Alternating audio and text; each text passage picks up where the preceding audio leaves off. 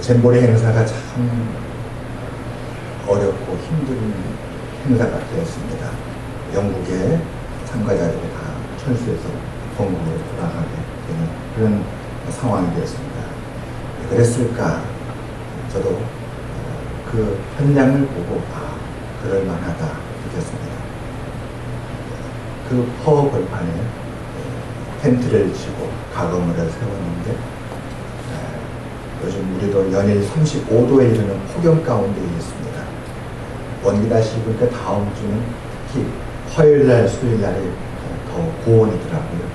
그날은 체감온도가 거의 한 40도 정도 가지 않을까 싶은 그런 날입니다. 40도가 이르는 그런 폭염 속에 그 벌판에 그늘 하나 없는 그런 곳에 텐트를 치고 세계 각국의 많은 젊은이들이 온 것입니다. 그러니 이렇게 행사가 큰 어려움을 만나지 않았을까 싶습니다. 거기에 생수병이 하루에 3,000개에서 5,000개가 팔린다는 거예요. 얼마나 생수가 중요한지. 그 열기를 식힐 길이 없잖아요. 목마름이 너무 뜨겁고. 그 모습을 보면서 민수기 오늘 9장 말씀 15절에서 23절을 다시 한번 생각하게 되었습니다. 옛적 이스라엘은 그 떼약듯이 내리쬐는 광야에서 200만이나 되는 그 많은 이스라엘 민족이 어떻게 38년간을 생활할 수 있었습니까? 우리는 잼버리 행사가 작년부터 기획이 돼서 올해 열렸는데 이렇게 일시적인 행사인데도 불구하고 그 폭염을 견디지 못해서 이런 문제를 겪고 있습니다.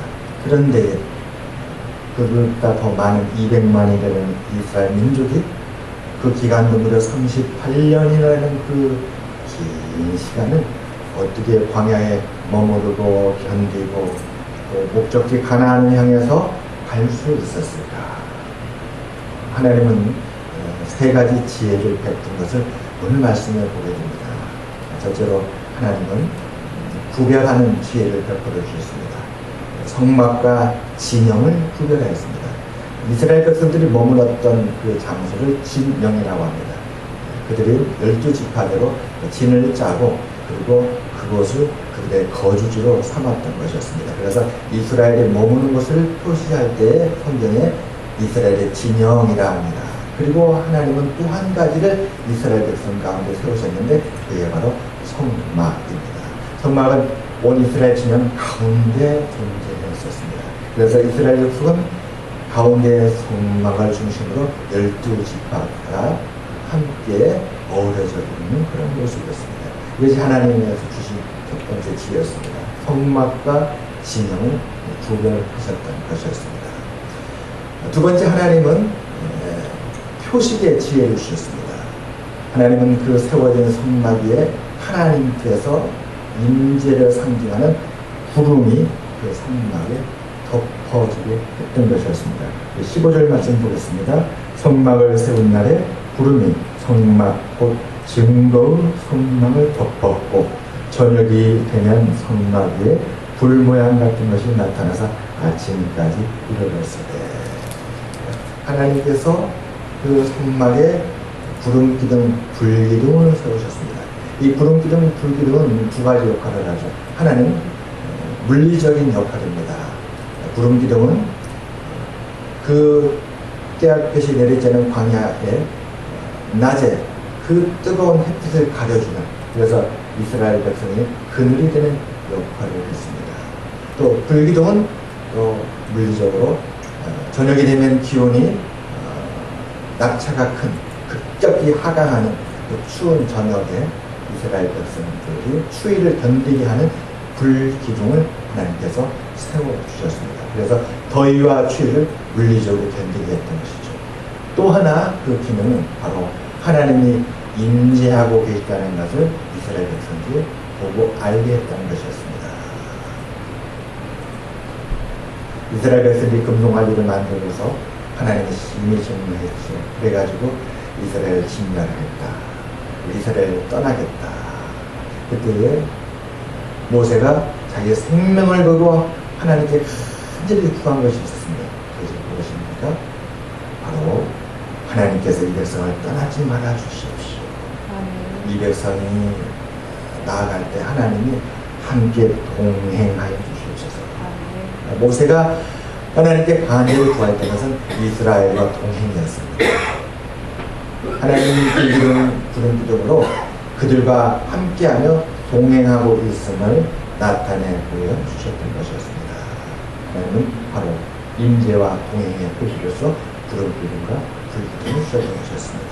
그러니까 하나님은 광야 가운데 이스라엘 백성들이 표대가 필요하다고 알았던 것이지, 하나님이 그들과 함께하는 것을 그들이 인식할 수 있는 그 표식, 그 증거, 표대가 이 광야의 삶을 견디고 있게 하는 중요한 지혜라는 걸 하나님께서 하셨습니다.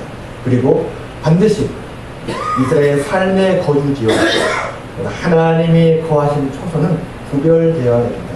물론 하나님은 이스라엘 전체를 바라보시고 그들을 살피시며 그들과 함께 하지만 특별히 인간의 거주지와 하나님의 초소는 분리되어서 하나님께서 구별하셨다. 아멘. 세 번째, 하나님께서 이스라엘 백성들에게 주신 지혜, 그것은 그들이 이동할 때에 가장 첫 번째 순서는 무엇입니까? 가장 첫 번째 순서는 성막이었다는 것이었습니다. 그들이 옮겨서 새로 옮긴 곳에 머무를 때에 첫 번째 세운 것이 바로 성막이었습니다. 그들이 머문 곳을 이제 떠나기 위하여 이동할 때에 그들이 제일 먼저 해체하고 떠날 준비를 했던 것도 바로 성막이었던 것이었습니다. 오늘 9장 1절 보게 되면 15절에 이렇게 말씀하죠. 성막을 세운 날에 구름이 성막과 증거의 소명을 덮었다. 또 17절에 구름이 성막에서 떠오르는 때에는 이스라엘 자손이 곧 행진하였다. 19절에 구름이 성막에 머무는 날이 오래될 때에는 이스라엘 자손이 여호와의 명령을 지켜 행진하지 아니하였다. 20절에 혹시 구름이 성막에 머무는 날이 적을 때에도 그들이 다만 여호와의 명령을 따라 지명에 머물렀고 여호와의 명령을 따라 행진하였으며, 22절에 이렇게 말씀합니다.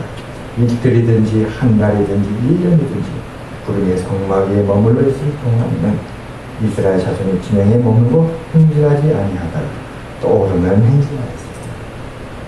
행진, 머문, 이 모든 것의 시작은 성막으로부터 시작했다. 하나님의 성막과 진영을 구별하셨는데 이스라엘 백성들은 그 성막을 항상 중심으로 모든 것을 시작했다는 것이었습니다. 그리고 그 성막 위에 머무는 구름기둥, 불기둥, 그리고 그 성막을 떠나는, 그래서 이스라엘 백성들이 다음 진칠 곳을 찾아서 그곳에 머물러 이스라엘 백성들이 오기를 기다리고 이스라엘이 그 구름을 보고 이동하여서 구름이 머문 곳에 도착하여 성막을 세우고 진영을 갖췄을 때에 하나님의 임재를 알게 하는 그 표식, 그것이 광야 길을 견디고 이기했던 하나님의 지혜라는 것이었습니다. 사랑하는 여러분, 하나님의 은혜는 여러 가지가 있죠. 우리가 출애굽기부터 오늘 이 민수기까지 살펴볼 때에 출애굽기에 앞에 홍해가 가로막았으면 하나님은 어떤 은혜를 주셨습니까? 홍해가 가로막았으면 하나님께서 홍해를 여셨습니다. 바다가 갈라지고 그 가운데에 이스라엘 백성들이 건너갈 수 있는 육지가 나타나게 해주셨습니다. 그들이 광야에 도착해서 물과 양식이 없었더니 어떻게 하나님께서 은혜를 주셨습니까? 하나님께서 물을 주시는데 오늘과 같은 땅을 파는 굴착기가 없던 시대였죠. 지하 200m, 300m까지 뚫어서 물을 낼 수 있는 그런 시대가 아니었습니다. 하나님은 놀랍게도 반석을 터뜨렸습니다. 아멘. 반석에서 생물이 나게 하셨다는 것이었습니다. 아멘. 양식이 없을 때는 하나님은 큰 바람을 일으켜서 메추라기 떼를 다 바람으로 몰고 오셨던 것이죠. 수많은 새떼가 하나님이 보낸 그 바람의 힘에 떠밀려서 이스라엘 진영 가운데 내렸던 것이었습니다. 그래서 기록되기를 메추라기 때가 지면으로부터 1m까지 쌓였다. 얼마나 많은 메추라기가 말씀을 그렇게 했을까요? 적과 싸울 때는 어떻게 됐습니까? 아말렉과 싸울 때는 모세는 산에 올라서 손을 들었고 산 아래에서 여호수아는 하나님 앞에 기도하는 모세의 손을 바라보며 모세의 손을 따라서 하나님의 능력을 베풀어 주시자 그 아말렉을 여호수아가 물리쳤던 것이었습니다. 아멘. 이제 오늘 말씀은 머무를 곳 없는 그 광야, 이 광야에 어디가 머무를 수 있겠습니까? 잠시 한 사람 비를 피할 수는 있겠지만 200만이라는 그 많은 그 민족, 지금 이 프로젝트가 나오잖아요. 정말 허무벌판입니다.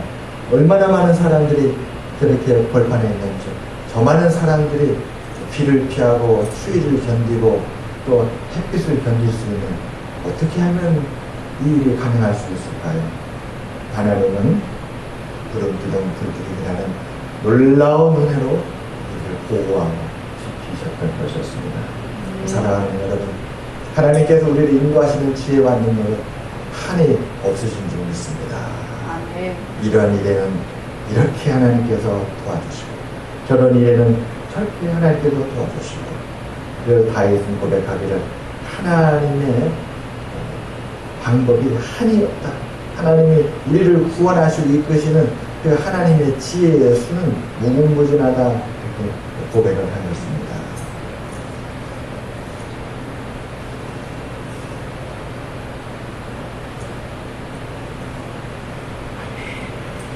여호수아 1장 1절부터 9절 말씀은 하나님의 동행하심에 대해서 하나님이 여호수아에게 이렇게 말씀하십니다. 내 평생에 너를 등에 대적할 자가 없으리니 내가 모세와 함께 있었던 것 같이 너와 함께 있을 것입니다. 내가 너를 떠나지 아니하며 버리지 아니하리니 강하고 담대하라. 너는 내가 그들을 조상에게 맹세하여 그들에게 주리라 한 땅을 이 백성에게 차지하게 하리라. 오직 강하고 극히 담대하여 나의 종 모세가 네게 명령한 그 율법을 다 지켜 행하고 우로나 좌로나 치우치지 말라. 그리하면 어디로 가든지 형통하리니 내가 네게 명령한 것이 아니면 강하고 담대하라. 두려워하지 말며 놀라지 말라. 내가 어디로 가든지 내 하나님 여호와가 너와 함께 하느니라 하십니다. 아멘. 아멘. 구름기둥 불기둥은 하나님의 의식이자 또한 구름기둥과 구름기둥의 이동은 하나님의 명령이었습니다. 그래서 이스라엘 백성들은 구름기둥이 떠올라 옮기는 것을 하나님의 명령으로 믿고 하나님께 그들로 하여금 이동하라 하는 명령으로 믿고 이동하였고, 그 구름기둥이 머물 때에 구름기둥이 머문 곳에 머물러라 하는 명령으로 그들은 믿고 또 머물렀던 것이었습니다. 얼마나 머물렀는가. 오늘 말씀을 보게 되면 20절에 이틀이든지 한 달이든지 1년이든지 구름기둥이 이틀을 머물러 있다가 떠나더라도 그 구름기둥을 따라서 다시 모든 것을 정리해서 이동하였다는 것입니다. 너무 짧죠. 이틀이면 한번 전 200만이 움직이면 얼마나 큰 일입니까? 그 모든 민족이 다 움직이는 그 큰 일로 말미암아서 다시 새로운 장소에 머물렀는데 이틀은 너무 짧죠. 그러나 그들은 설령 하나님께서 단 이틀만 머물라 하여도 명령에 순종하고 이틀 머물며 다시 옮겼다는 것입니다. 또한 1년을 머문 적이 있었다는 것이죠. 1년은 너무 길지 않습니까? 이스라엘 백성들이 가나안 땅을 향해서 전진해 나가려는데 한 곳에 1년을 머무르게 되면 너무 답답합니다. 그러나 그러한 답답함, 변화가 없고 하나님께서 오랜 시간 머물게 하셨어도 그러한 명령에도 이스라엘 백성들은 그곳에 머물렀다. 여호수아에게 하셨던 하나님의 말씀처럼 이스라엘 백성들은 좌로나 우로나 치우치지 않고 오직 하나님의 말씀에 마음을 두고 그 말씀을 따라서 명령을 지켜 행하였다라는 것을 했습니다. 바로 이것이 38년 동안 그 광야 생활을 견디고 마침내 38년이 끝나고 40년째가 되었을 때에 이스라엘 백성들이 가나안 땅에 들어가서 그 가나안 땅을 정복할 수 있었던 그 미래를 열 수 있었던 그 일이라고 오늘 말씀을 우리를 증거해 주고 있습니다. 그래요. 사실 긴 세월은 우리에게 너무 힘들고 큰 부담이 됩니다. 3년을 견디라 하면 그래도 3년을 바라보고 견디죠. 근데 군 생활에 갔다가 의무 군 생활에 10년을 의무 군 생활하면 누가 그 군대를 가겠습니까? 특별히 자기의 천선이 군인이고 군인을 너무 좋아하고 직업 군인으로 살고 싶어하는 사람이 아니라면 의무적으로 군생활에 10년을 하라 한다면 그 10년을 견디기가 어려울 것입니다. 어떻게 해서 38년을 이스라엘이 견딜 수 있었나? 하나님의 명령을 쫓아서 그들은 머물고 움직였고 이동했기 때문에 그렇습니다. 사랑하는 여러분, 우리의 삶도 이와 같이 하나님의 뜻을 따라 살아가는 삶이 되시기를 주님의 이름으로 축원합니다. 네. 예레미야 10장 23절에 예레미야는 이렇게 말씀합니다. 여호와여, 내가 알거니와 사람의 길이 자신에게 있지 아니하니 걸음을 지도하며 걷는 자에게 있지 아니하니라. 아멘. 어쩌면 이스라엘 백성들은 그 광야에서 구름이 이동해서 그들이 이동할 곳을 안내해서 멀리 떠나서 그들이 다시 새로이 머물러야 할 곳에 구름이 가 있을 때에 거기까지 가는 동안에 얼마나 뜨거웠을까요? 그 뜨거운 수록을 걸어가서 구름이 머물러 있는 그 지점에 도착했을 때 그들은 하나님의 은혜로 만나가 싶었을 것입니다. 우리의 삶이 고통과 어려움이 있지만 그 고통과 어려움은 하나님의 은혜가 우리가 얼마나 소중한지를 다시 깨닫게 해주는 것이 아닌가 싶습니다. 우리가 인생의 자리를 하나님의 뜻을 따라 머물러 그 말씀을 따라갈 때에 때로는 우리가 어려움, 고통을 겪습니다. 하지만 그것은 우리가 그 자리를 지키고 하나님을 향하여서 마음을 두고 바라볼 때에 잠시 후 우리가 이르게 될 하나님의 은혜, 우리 임하게 될 하나님의 그 은혜가 얼마나 우리에게 소중한지를 다시금 밝혀주지 않을까 싶습니다. 이와 같이 우리가 하나님의 은혜에서 떠나지 아니하고 그 은혜를 따라 살아간다면 우리의 삶도 지치지 않고 무너지지 아니하고 좌로나 우로나 치우치지 않으며 우리의 목적지를 향해서 이렇게 변함없이 가는 귀한 삶이 되리라 믿습니다. 아멘. 우리 함께 찬양을 드리겠습니다. 391장. 제가 또 주본 순서를 또 까먹었는데요. 자, 제가 기도하고 광고드리겠습니다. 하나님 아버지,